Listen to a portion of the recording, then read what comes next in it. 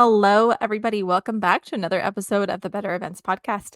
In today's episode, we are talking all about sourcing 101 with Jackie Baker. Jackie is sharing a ton of tips and tricks with us so that we can better understand event sourcing, what goes into that, and then how we can either utilize those who source or start sourcing ourselves. So, this is a great episode. We're excited to share with you. Let's get into it.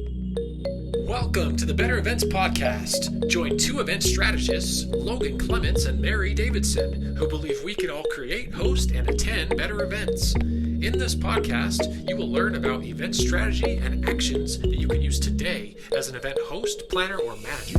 Hear directly from the people who are creating innovative and inspiring events today and tomorrow, and grow your business along the way.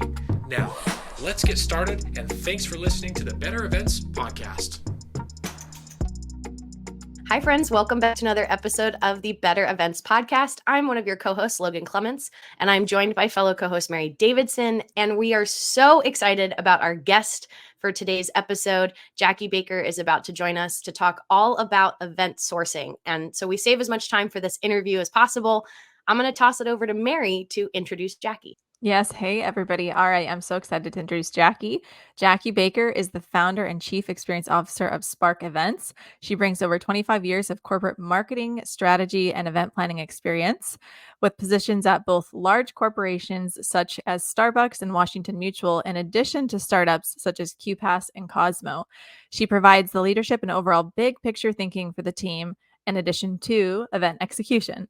Jackie is a proud graduate of Cornell University's School of Hotel Administration. She's born in Hong Kong and raised in Honolulu. Jackie's international and multicultural perspective is an asset for her clients. Jackie, we are so happy that you're here. Is there anything else that you want to add to your introduction? No, I'm just delighted. Thanks for having me. Yeah, we wanted to bring Jackie here on the podcast because she is, what did you say, Jackie? You were a first-time caller. A long-time listener, first-time caller is what we love that. So she's a longtime friend of the pod. We had a lot of fun together recently in January on Mary's Event Pros on the Go retreat. And, I feel like you've been both a friend and a mentor as Mary and I have both navigated the Seattle event scene. And also we might call you a sourcing sorcerer. That rolls off the tongue so nice. Sorceress. I feel like there you go. You're a sorceress.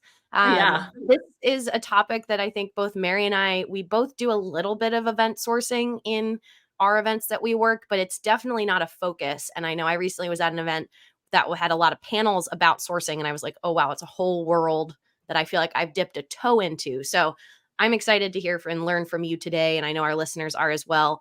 Before we jump into talking about what sourcing is and diving into that, can you just first tell us a bit about yourself and your background in event planning? Yeah, so I started back a long time ago with what I was studying in college to go work in hotels. And I did that for a while and then navigated to the client side. And so that education really helped me be able to work with different venues and in planning events. So I've been in corporate event planning for a number of years. And then after that, I decided to strike out on my own just because I wanted to work in a variety of different arenas with different clients on different types of projects. And so, yeah, I've just loved doing that for going on so many years now and have no plans to stop because it's really great. That's awesome. We love people who are passionate about events, and we know that you are, and we've had conversations outside of the podcast about that, but That's super, super exciting. So getting more into sourcing, what is sourcing? We always like to start really basic. And you could share a little bit like what it is, how you got into it. And then also I am curious, this is kind of like a loaded question. Is it like sourcing venues or is it sourcing other things as well? Right. So I think in the event plan, as an event planner, your clients hire you to get all the things you need to make an event work. So, but specifically sourcing, I like to have it sourcing / site selection. So this is where you're trying to find the perfect venue, whether it's for a gala, maybe it's a catering only event. You really want a cool venue, or you're trying to find a conference center, convention center, hotel, to be able to meet the needs of your particular event. It can be incredibly time consuming and just overwhelming, especially if you're new to it. So where I came into this, how I learned about it years and years ago, because I'd never heard of it.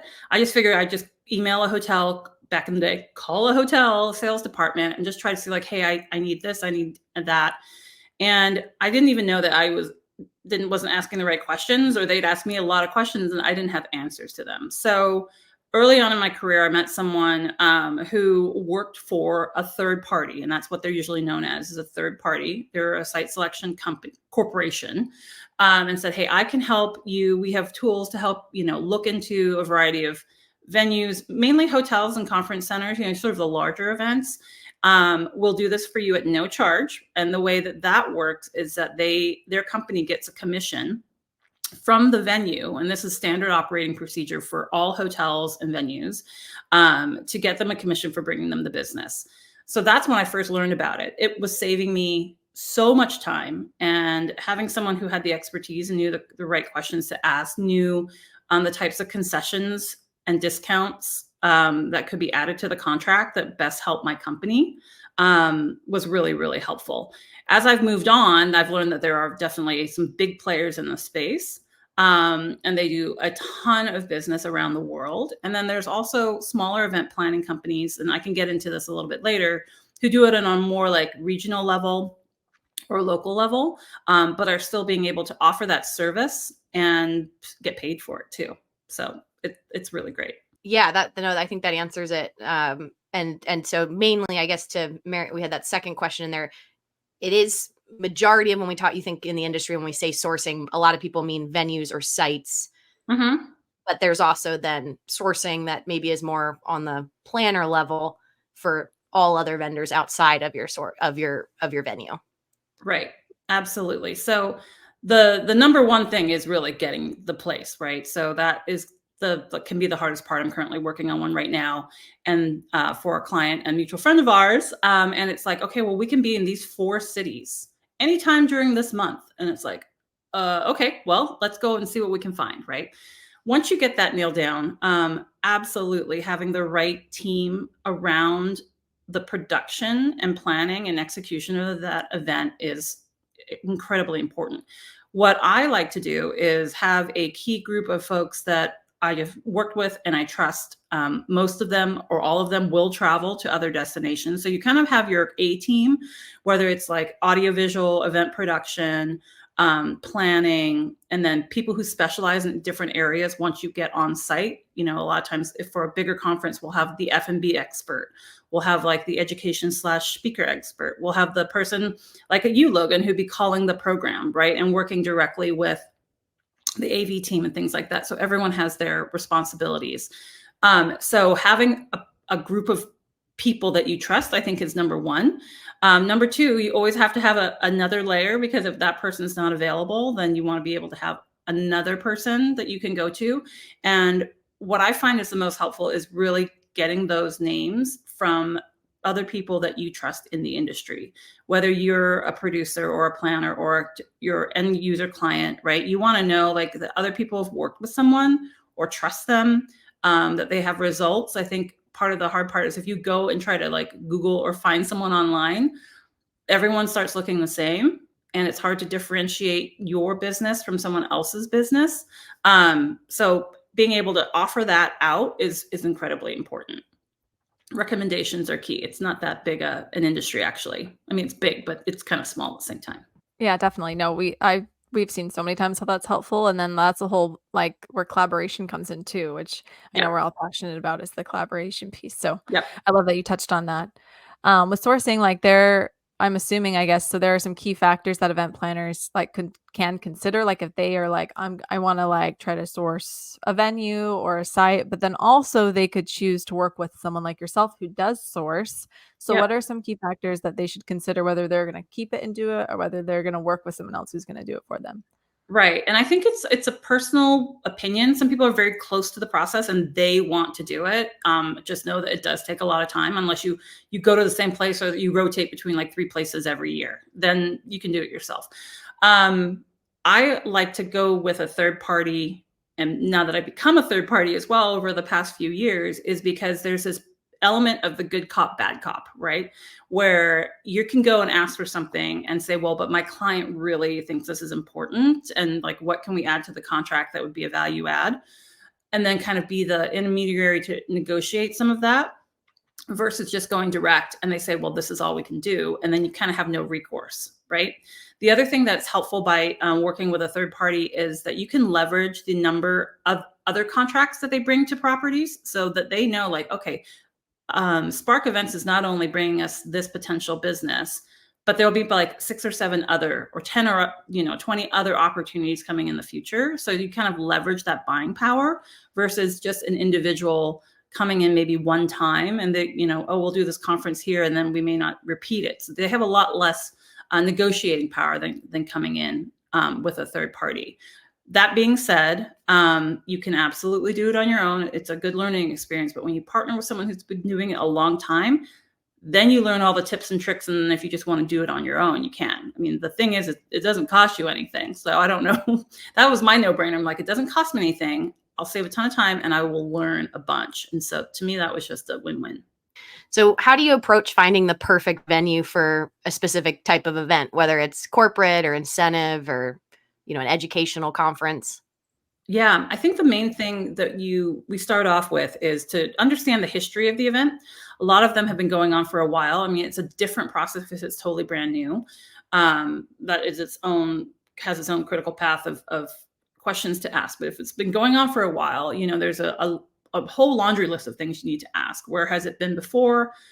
What's worked well in the past? What size was it in the past? And then stop and think about what will look like in the future. You don't necessarily want to repeat venues unless the key stakeholders at the company were like, I love going to Texas or Arizona. Then you not need to make sure that's in the mix.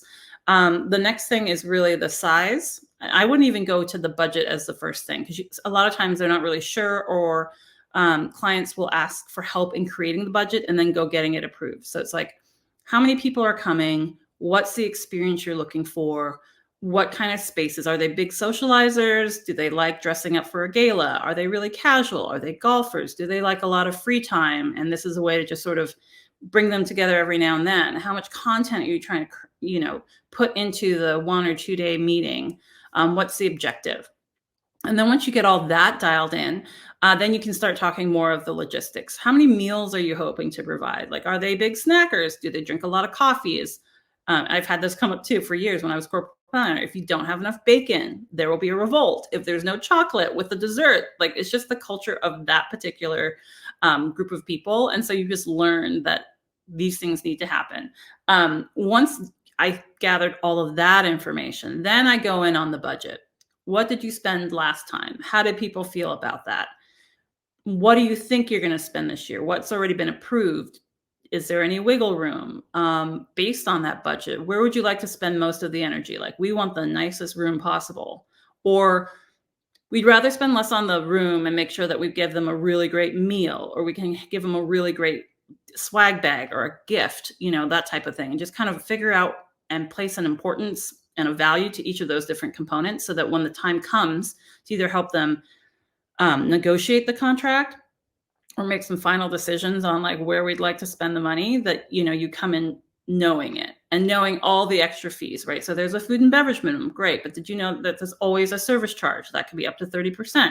Then there's the state and local taxes and you have to tack that on. So just really being sure that like, oh, well, your food and beverage minimum is $100,000. Well, no, it's actually 140 at the end of the day. So helping your client understand those details. So especially if they're newer to it or it's not their primary job and it got handed to them, that happens a lot where it's like, oh, well, you can just plan this meeting for us. And that person's like, no, it's not like making a dinner reservation. There's a lot more involved. So that's kind of my approach. That's helpful. I can see just by what you're describing, like it seems like a really natural collaboration, like you were saying before, to work with someone who sources so that you can keep maybe some of these other just components of like planning the event. There's a lot going on and that makes a lot of sense. Yeah. And I'm assuming that there are like lots of challenges that come with sourcing too. So what are some of the main things that you've either experienced or that you think someone faces when they're trying to source a venue? One of the things I found actually coming out of the pandemic is that there is what we call compression, and it's a word that is used a lot. There's this backup pent up demand from people not getting together for many years. So now they want to come back and do their meetings again in person. Hotels, conferences, or convention centers, restaurants, all of these sorts of hospitality industries have faced a big loss of staff and labor, so they've had to rebuild it.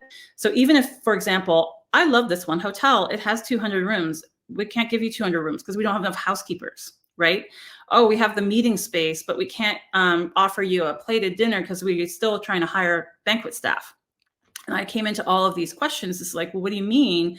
And you just really want to they want to keep their service level high. So they may not be able to give you what you want. So that's one thing. Just availability. I'm trying to book something that's for next year. Right now, the client's ready to sign immediately. And I reached out to one particular city, like leveraging like the convention visitors bureaus and the travel authorities in that space. They're like, well, our city can't offer you anything that month. Wow, like nobody in the city can offer this, something for this program. I mean, it's big, but they're like, our whole city is out. So it's like, okay, now I need to go find another city, not just even another hotel. So I think those are some of the challenges. Understanding what the flexibility is really important. And as a client, knowing like what can't move, right? The date can't move, or the budget can't move, or some other parameter is helpful. And when you're dealing with these challenges, I think it's important to realize there's another human on the other side trying to help you solve your problem. One of the things that is very important, and it's a little bit of like phone tag, is actually getting on the phone and helping them understand where you can, and the same thing with your client first, get all the information. Then you can, as a third party, relay that like to a hotel. What are they flexible? Can they do Monday, Tuesday, Wednesday? Does it have to be Wednesday, Thursday, Friday?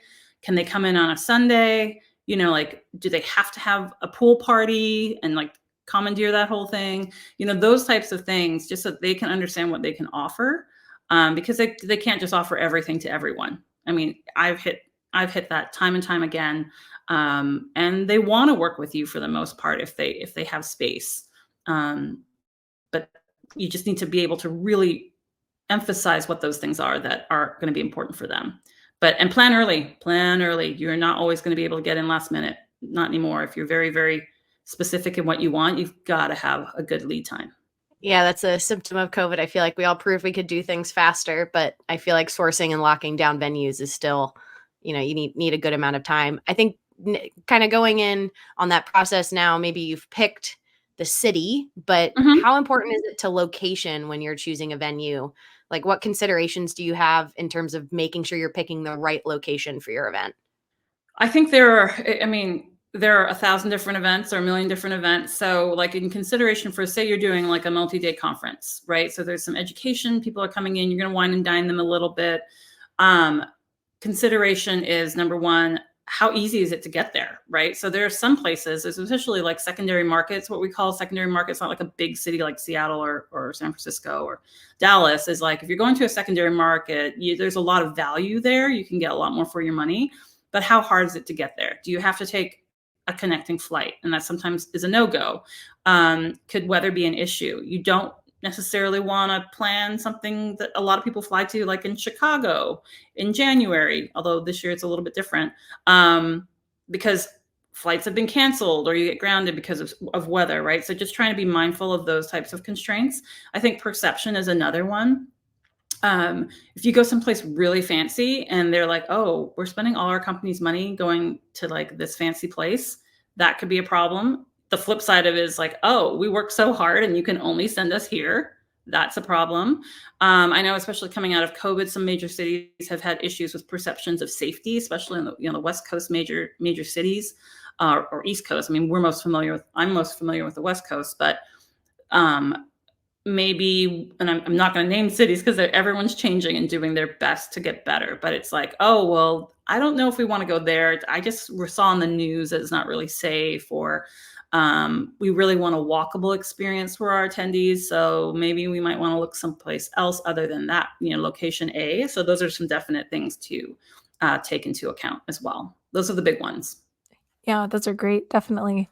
This is random, but there is this story I heard, and you all have to tell me if you've heard it too. I don't remember who said it and if you were there or not, but someone was saying that they like sourced a venue, and the venue knew that there was like this protest that was going to be happening like right in front of it. It was like a pre-scheduled protest that was planned for a Mhm. long time, but they didn't tell the client that it was happening, and so they, like, got out from one of their, like, receptions, and there's this giant protest right in front of the building, and it was just something where they were like, "We wish you had said something." Like, "We wish we could have known about that."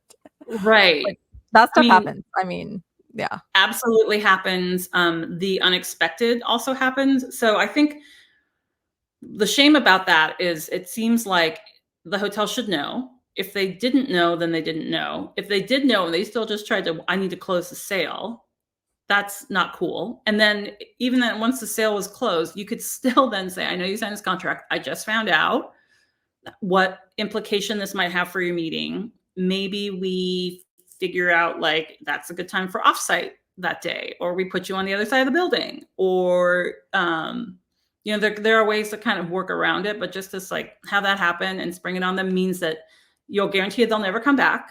And everyone who went will tell everyone else what happened, and they won't want to go there because now you don't have that level of trust with the sales team that they've got your best interests at heart, that they're in it for the money. So, I mean, word does get around. Word definitely gets around. So just take care of each other, people. Yeah, and I feel like I probably should have touched on this at the start, but I guess when we're also talking about events, this sounds like event sourcing really comes into play when you're dealing with a multi-day event. Is that kind of the case, Jackie? Like in terms of this kind of broader sourcing cities and things, or do you also do this for like someone who's planning just a gala, a one night, few hours Oh, event? yep. It goes across any type of event. So you can have a board meeting or some sort of company retreat, or like an event pro on the go retreat. You still have to source um, where you're going to go and price it out and all of that kind of thing. With a one night gala, one of the other things too we like to provide is even getting a room block for any of the attendees who might want to attend that gala, right? So sometimes people are like getting off work or they're coming in, they want to get ready, walk downstairs, have fun, not have to worry about taking a, Uber home and dealing with it and just spend the night. So um, just allowing your client, your customer to have all the options available to them makes a big difference. And it could just be 10 rooms. Like, for example, a guaranteed room block is only 10 rooms. So you can get a negotiated rate and sign a contract and say, like, we will only pay this much and we guarantee that we'll have 10 rooms. Usually well, this is changing, but there was like a 20% attrition. So you could actually only book 8 out of 10 and still get your rate. You're still within the contract. They could go up to thousands of rooms, and it's a citywide. And it's like this whole hotel is done, and this hotel's in it as well. So it all counts. You're still using the same skill set for every single event, regardless of size. And it's something I like to offer for every single event. I've got one next week in downtown Seattle. I've got a room block set up. It's a courtesy room block, so there's no obligation to the company, because everyone's just doing it out of pocket. But they have that option to offer to their employees for the evening to make it sort of like extend the fun, if you will. Yeah, it's a great value add. That sounds great. I wanna talk about contracts. So how do you approach negotiating the contracts? And then also I'm curious, you mentioned about concessions earlier, so can you talk about how that weaves into the contract process? Yeah. So depending on the size of like, and from a third party, like an event, I'll call it the third party, right? The really big third parties have some clauses that they like to insert into a hotel's contract. Sometimes that works, sometimes that doesn't. Depends how much they have leverage with like a giant corporation worldwide like Marriott or Hyatt. Maybe they've worked out something because they do billions of dollars or something. One of the things is every event contract's different. You have to read the entire thing word for word. It is lengthy. There are so many pages. There's all this legalese, which is why, again, when you hire someone who reads this a lot, you'll find the gotchas that could be in there. And again, they're not trying to make life bad for the client. They're just trying to protect their property and their business, especially post-COVID, right? So we learned so much about cancellations and rescheduling and what needs to be in a contract and what doesn't. So understanding that and explaining it to your client to see if they're okay with those clauses is a good idea. Some companies need to have their legal department read it, and they have specific clauses, which then drags out the entire process even longer. So it just depends what type of company you're working on. Just anticipate there could be many people who need to read it, review it, and have comments or changes. From a concession standpoint, so This is where, now that we're in a bit of a seller's market than a buyer's market, it used to be that, and I remember these days, as a planner, you could ask for, I want to pay, instead of $239 a night, I want to pay $209, or it needs to be under, like, I want $199 a room, and I'm not going to budge on it. And then there are other ones where it's like, I want this for free. I want an upgrade to the presidential for free. I want, X number of room nights. I want 3 days pre and post that are at that rate. And the list goes on and on. I want triple planner points. I want, it can go on and on and on. It's a little less like that now. So I think, again, working with your client, understanding what they can receive, the company can receive, what their rules are as far as gifts or rewards is important. And then what's important as far as, you can only push someone so far. So if you get 5 things, you're not going to get all 20 things. You get 5 things. What are the ones that are going to matter to you most? This can be a challenging conversation, especially for someone who's been doing a lot of things, but I think really trying to see that we're trying to do the best for all involved. Like, will it be beneficial for all concerned, right? Not just I win, you lose, and really having that mindset. So for some people, they don't want upgrades, because I've worked with clients, they're like, no, everyone, even the CEO, everyone gets the same type of room, because we don't want any perception that there's like, they just want to be like, hey, I'm one of you guys. We're all in this together. So they don't want that, but maybe they'll want like a discount on food and beverage. Some hotels can't offer the standard, I'll give you this room rate 3 days before and after. I was looking at one property, they're like, it's Coachella this weekend. So no, you have to get out of the hotel. You can't even stay. Like, it's already booked. So can you come this time? Maybe if you want to come a little earlier, but we can't offer that. And if you want to come and spend $800 on Saturday night, then that's up to you, but we can't, offer that to you. So just kind of understanding what those parameters are, and just being mindful of, you can ask, because it doesn't ever hurt to ask, but just know that you're not going to get everything you ask for, and that's okay. They're going to do their best. I know we're coming up almost on time, but Jackie, I wanted to ask you what advice you have for any listeners or aspiring event planners who are looking to enhance their skills in sourcing, or maybe get more into sourcing. Yeah. So to actually be a company that can officially source, you have to have what's called an IATA number. And I forget, and it's just like, it's this International Airline Transportation Association. It's basically a travel agent number. It seems weird to apply to hotels. You have to have this number in the certification, and then you go through the training and you re-up every year to become a travel agency. That is how you can make a commission off of a hotel room. If you don't have that, they won't give it to you. There's no way. So, and it's not necessarily the easiest process. That's a whole separate conversation about how to get that set up. It took me a long time. I'm very grateful to have it. Had it for, multiple decades now. But that's how you get into that money-making component. If you don't have that number, you can partner up with someone who already is, like a smaller agency, and basically be a sub agency to that, like a contractor or one of their agents, to use the old lingo. So that's one way you can get involved, is finding out which of those smaller companies can do that. The larger companies, you need to actually work for them.